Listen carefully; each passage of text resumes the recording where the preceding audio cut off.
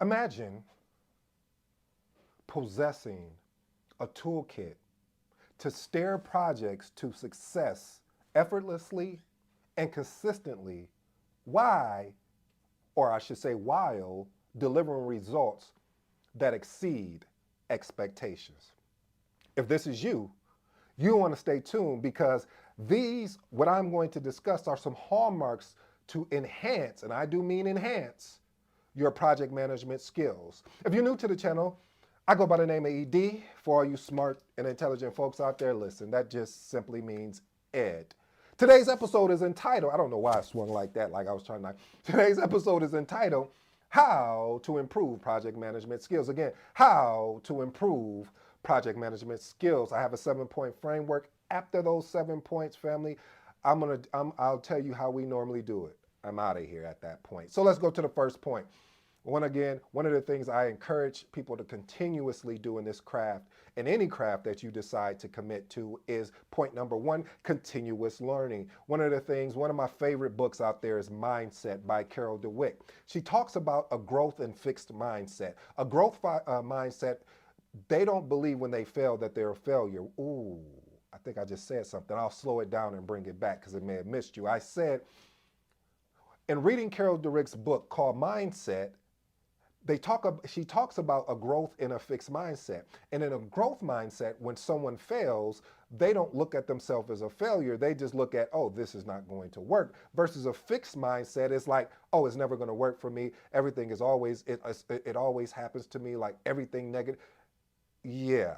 So you could tell the different pressures that one puts themselves under, instead of saying, hey, I'm going to embrace the growth mindset. I am willing to go on this journey of continuous learning. I'm willing to stumble along the way, knowing that I have the ability and I trust in myself to be able to stand back up regardless of what everyone else is saying around me. Even if sometimes even people close to me are telling me, oh, just stay down. No, I can't stay down. I have to get back up. All right, let's move on to point number two. Point number two is seek mentorship. Listen, if I told you the impact that mentorship had on my life, we'll probably be here for hours. Because I love what Dan Kennedy talked about and I've shared this with you before, family, that there are pioneers, meaning people that went before you in the majority of the cases. In some cases not. Maybe you're a new trailblazer, but the majority of the time, someone has set the path and taken the arrows in the back. So they've done different things and realized that, oh, those didn't work. So why not go and connect with mentorship? We offer mentorship. I offer mentorship here. And the importance of mentorship is you have to do the work. See, a lot of times people will be like, oh, well, I really want to get into project management, ED. I think this will be a good fit. And I'm like, yeah, it will be for you. I can, based on our conversation, I can see. And do you know what? I never hear from them. And then when I do hear from them, and then I say, well, hey, this is what I did. This is what, if I were to do it all over again, this is how I would have started. I would have started with the CAPM. And most of the people that I talk to want to jump right into the PMP. So but you have to get a starting block. You got to even see if you like this thing we call project management. You may realize once you get into the text and get into the data and understand, like, ooh, this is not me. And so jumping from not having no experience and then trying to go after the PMP, it wouldn't be worth it. So having a mentor to guide you step by step and saying, here's the roadmap if I were doing it in your shoes, and they really coach you along the journey. Basically, they're literally just providing you wisdom of the experiences that they have. My mentor, my coach, is Phil Aquinali. I may have destroyed his last name. Sorry, Phil, about that. But the point I'm trying to make is he's been very instrumental in giving me a pathway and guiding me and saying, many times I want to go into door 2. He's like, nah, door 2 is not for you, son. Let's go to door 3. And I promise you, if you trust me on this, we got it. See, mentorship really inspires you. They push you. And then when they see that you're kind of lagging behind, they pick you up and say, here, we're going to do this together. Let's do this one together. That's mentorship. I'm sorry, family. I just love mentorship so much. With the right mentor, by the way, that's my caveat. Anyway, Wait, I got to come back because you may say, well, what is the right mentorship or mentor? That's a great question because I had other mentors um, that just didn't, it wasn't a match. So now I found out what a match for me is, and the mentors that I have in my little circle, my inner circle, are the ones that they're not even just my mentor. They're really like my best friends because of the fact that we're able to bounce things off of each other as well. So again, seeking a mentorship that you can hopefully build a relationship with, as far as a growth relationship where they challenge you. They don't allow you to settle. They push you to be uncomfortable. All right, I'm just going on and on. I am so grateful for mentorship, and I just want you to understand why it's important to me and why it will be important to you. Practice effective communication. Here's that word, communication again. Listen, being able to have the ability to sharpen your skill set consistently, constantly, will help you be able to articulate your words in a way that arrests someone's attention or a audience, and that they really want to know more about you. They really want to dig and understand, how do you do what you do? And that's what gets me excited about practice. With AI, this is practice for me, baby, because this is practice because I'm getting a chance to work on my skill set at the same time, deliver value to people that are interested or that are already in project management. Point number 4. Whew, I love this one. Master time management. I recommended a book before by Dan Kennedy called Renegade Millionaire. In this book, and I'll keep it at a high level because I really want you to check out the book, it's really about time management. I may actually just I might put it like a little guide or something together for you guys around time management. Some of the things I've done and tried that were successful, and maybe some that weren't successful, or maybe I just give you the things that were successful for me. So I'm gonna take that as a takeaway for some things. But mastering time management, when you are leading a project, um, there can be tendencies where people will walk up to your cube, or they'll be pinging you in Teams or giving you a call.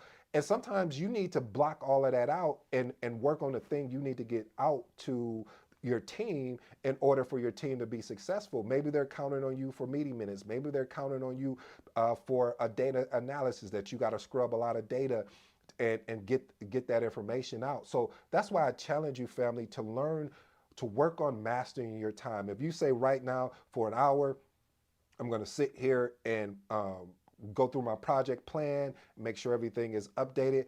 Don't deviate from that unless there's something that comes up that takes a higher priority, but then that's another loophole that you'll find yourself in, meaning that if you keep jumping to these priorities, then you won't have the time to finish what you need to get done. So work on prioritizing your time, your task, and managing deadlines to ensure that you enhance your project efficiency. Point number 5, having the ability to develop problem solving skills. What does that mean, ED? Listen, as you lead projects, you're going to run into problems. I wish it wasn't that way. I wish that, hey, if I got collected all my requirements, I locked in my scope, I got my schedule right, I got my project management plan together, I'm good. Everyone has their task. I'm sitting back drinking coffee with my pinky out because, yeah, I'm bougie. No, I'm just playing. But seriously though, family, it's important to have the ability to problem solve. And the only way that you can have the ability to problem solve, I know you're not going to like this because I didn't like it when someone first told it to me, but they said the only way you're going to be able to be a better problem solver is you're going to have to solve problems. I know it's common sense, but sometimes common sense is too common and we try to complicate it. So family, I challenge you, when you get into problems, this is a perfect time to test out some of the things you've learned along the way, whether watching this channel, whether things you've read, to really experiment to see if you can solve that problem. Point number 6, strengthen leadership abilities. Listen, I'm always going to lead by example. I'm going to inspire my team. If they're falling short or they're just overworked, I'm going to step in. And a lot of project managers wouldn't do that. They'll just probably escalate and say, well, this guy needs help or this person needs help, instead of saying, hey, what can I do to support you, to help you so we can get this done? Hey, you know what, ED, if you could just really help me, here's some data, if you could go through it and then I can review it, This will help me be able to work on something over here that's really pertaining, that's a high priority to the project. And by that time, we'll be able to work hand in hand and we'll get this project out on time, on budget, and on scope. I mean, within scope. So it's important that you create that transparency so individuals on your team can be well informed about the decisions that's required to drive the project. Point number 7, and my last and final one, you have to, family, utilize your project management tools. And what I mean by that is that there's so many tools out there. You need to find out which one is, and I'm not just even talking about your Mondays.com or Smartsheets or Asana or Microsoft Project. I'm also talking about some of the tools that you gather through your career along the way. There may be a tool where I'll give you a perfect example of a tool that I developed along the way. One of the things that I understood about project management is that when you are a project manager, the majority of the time you're not going to have people reporting directly to you. You're going to you're going to work in a cross-functional matrix. And what that means is that you're going to have people in all different departments. How can you inspire them to get what you need besides having to escalate to their leadership? Because if you're constantly having to escalate to leadership, it looks like you have no type of leadership yourself. Now, I'm not saying that escalating is bad. No, it's not. Because if someone's on your team that's not, uh, delivering like they're supposed to, yeah, we need to escalate. But what I'm saying is, though, family, having that ability to be persuasive in an ethical way, because I know with some people that take that out of context. So having the ability to be persuasive in a ethical way really helps you when you're talking to your stakeholders. Hey, listen, man, and negotiating as well. That's another tool that is very important. If someone says, hey, I can get it to you on Friday. We say, well, will you be able to get it to me on Wednesday? Well, yeah, I can get it to you on Wednesday. Great. All right.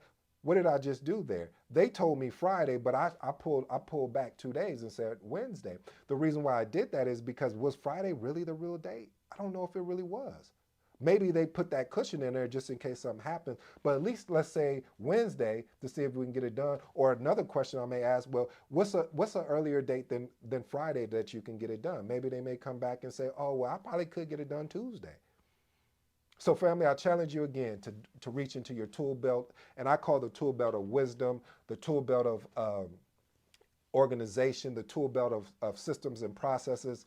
So family, I hope that really helped you today on how to really be an effective leader when it comes to improving your project management skills. All right, till next time, I'm out.